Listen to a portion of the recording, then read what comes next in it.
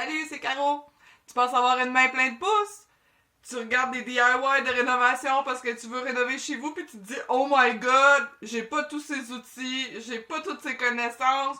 Le gars, il parle même pas, il explique rien. Qu'est-ce que je fais? J'ai des rénovations à faire, je dois entretenir chez moi.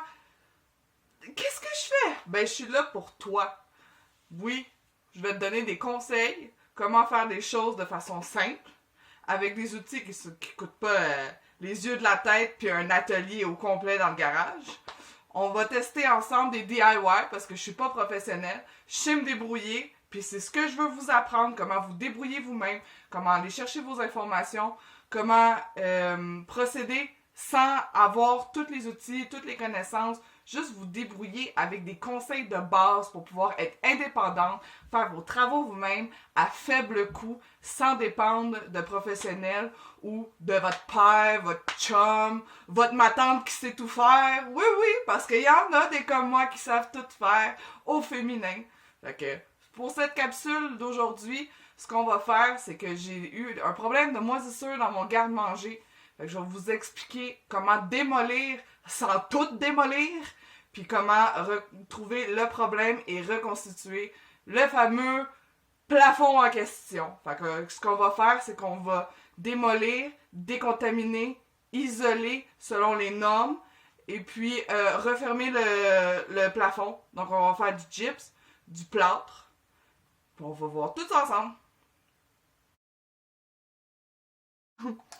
Fait que pour démolir, vous aurez besoin de petits couteaux à gyps comme ça. C'est pas très cher, c'est à peu près une vingtaine de dollars. Puis honnêtement, ça m'a servi plus qu'une fois. Ça va vous sauver beaucoup de temps. Vous aurez besoin d'un marteau, bon ami de marteau, d'une règle, puis d'un crayon à la mine. La raison de la règle, c'est qu'on veut faire des belles lignes droites. Ça va être plus facile pour prendre nos mesures puis reposer du gyps après. Le masque que vous m'avez vu porter en début de vidéo, c'est à cause que s'il y a de la moisissure, c'est contaminé. Donc, si vous faites des travaux de la sorte, assurez-vous de vous protéger avec des gants. Toujours des lunettes en permanence, surtout si vous travaillez les bras dans les airs, très important. Il y a des choses qui peuvent vous tomber dans les yeux. Fait que portez des lunettes de protection, soyez sécuritaires. Comme vous pouvez voir, j'ai déjà démoli à l'avance la partie où est-ce qu'il y avait de la moisissure. Donc ça, c'est ce qu'on retrouve sous mon plafond. Ce que je vais vous expliquer, c'est comment démolir sans tout abîmer à l'intérieur. Comme vous pouvez voir, il y a des tuyaux. Fait que c'est sûr que notre couteau à gyps, on veut pas le rentrer.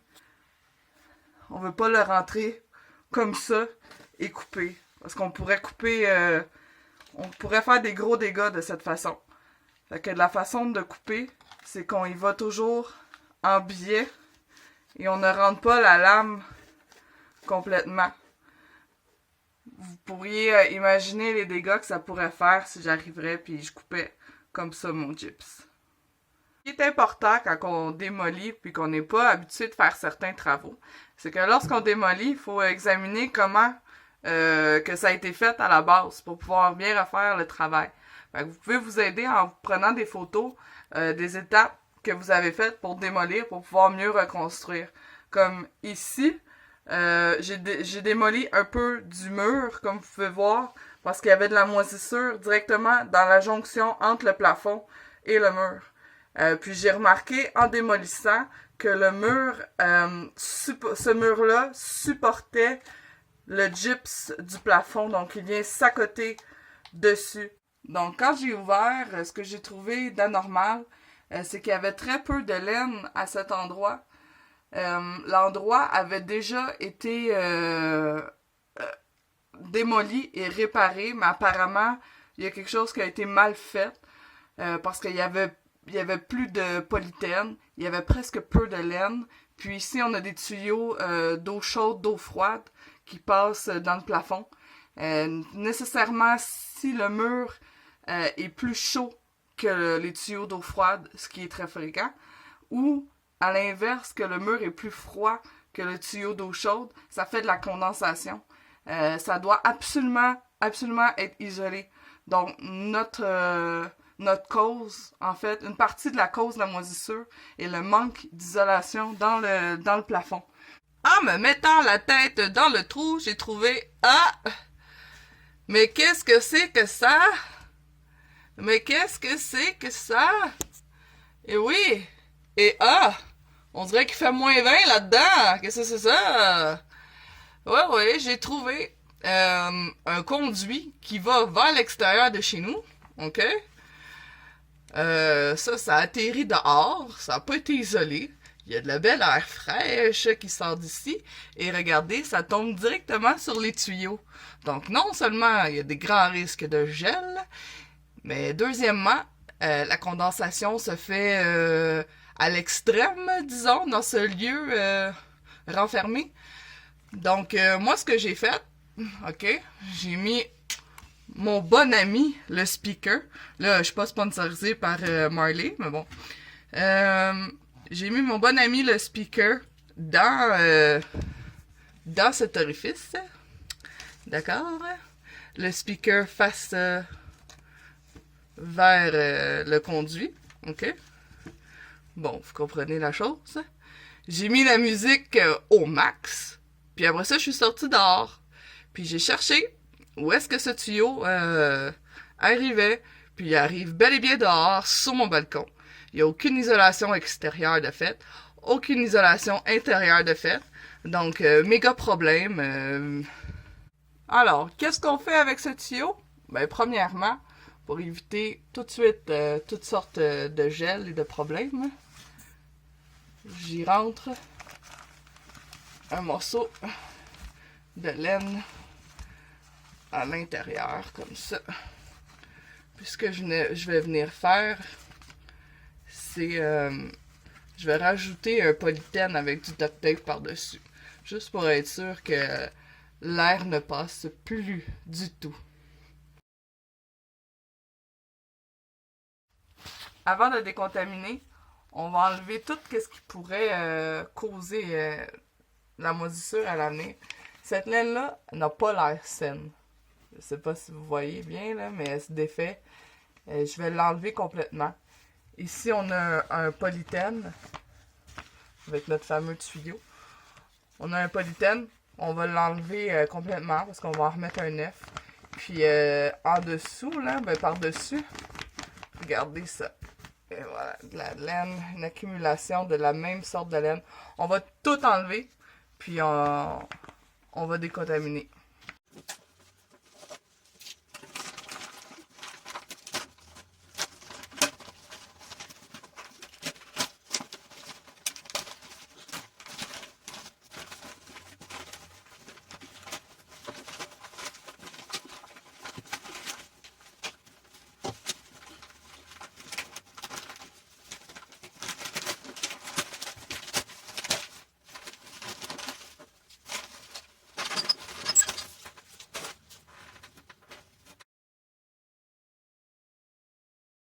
Ce qui a été important, c'est d'enlever la laine aussi derrière ça, là.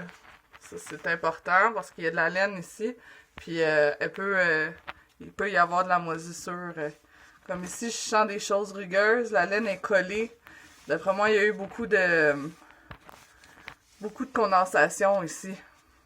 Spécifiquement dans celui-là. Le produit que j'utilise, c'est à vaporiser et laisser agir 10 minutes. Le plus gros de ma concentration de la moisissure, c'était vraiment dans le coin entre le plafond et le mur. Donc on va asperger, laisser agir 10 minutes, puis on va venir frotter après.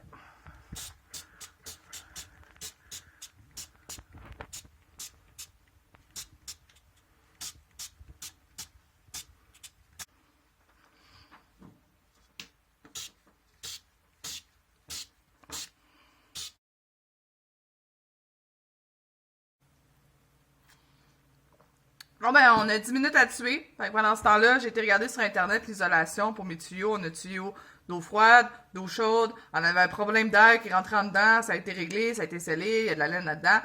Puis là, ce que j'ai vu, c'est que ça prend un isolant thermique. Fait que j'ai été chercher de la laine à isolation thermique. Voilà.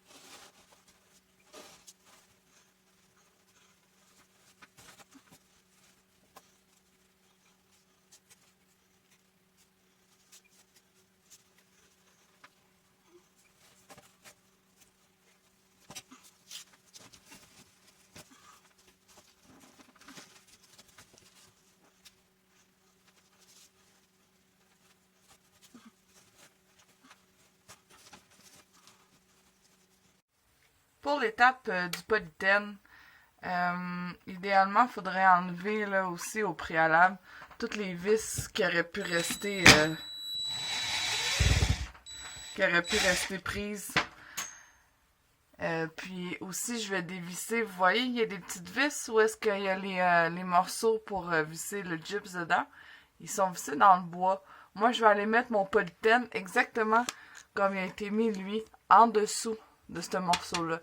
Fait que je vais le dévisser, puis je vais pouvoir glisser mon morceau en dessous.